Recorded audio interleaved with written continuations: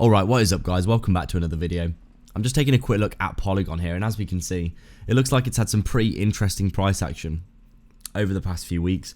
Obviously most cryptocurrencies have been going up since the start of the year, mostly due to Bitcoin having quite a decent rally, as we have seen. It's obviously come up and blasted through a few key areas of resistance, which has led to the whole market following it up essentially, pretty much perfectly in tandem. We can see Polygon here, no exception at all. We've obviously been inside this range for God knows how long now, in between these two Fibonacci levels, that 038 and that 050. You can see these levels here, very, very key indeed. Fibonacci pulled from this high of the bull market down to this current low of the bear market here, where we got all the way down to around, what was this, 30 cents. That's an incredible overextension to the downside, isn't it? And then you can see what happened next after this. We came into this, you can see there's some key levels here that have been broken, getting back up through the Fibonacci levels. We come up here, resistance, support, resistance, resistance, support, support, and then we get the breakout up to the 618. Looking very bullish actually in the face of that bearish activity in the market, but then obviously with the FTX collapse, we came back inside the range, and then you can see here, once we knew that we come back inside the range, resistance, resistance, I knew that we'd probably be coming back down to support for another retest. So I did say in the previous video for Polygon, I would be putting in a long if we got pretty close to this level here, around 75 cents. I think I actually put the long at 75 cents exactly. And that is pretty much where we got the pickup off the low there. You can see pretty much touching that 038 Fibonacci. And you can see on the chart here, I did actually put this in.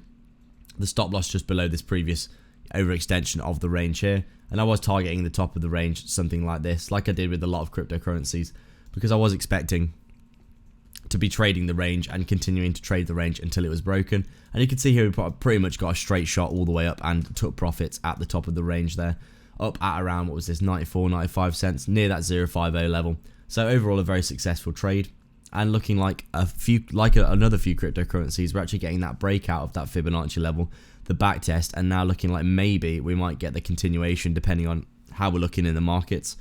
Obviously getting quite overextended here, and you can see potential bearish divergence is starting to form, losing momentum on this second push here into resistance, and you'd probably expect a retracement because that, would make logical sense.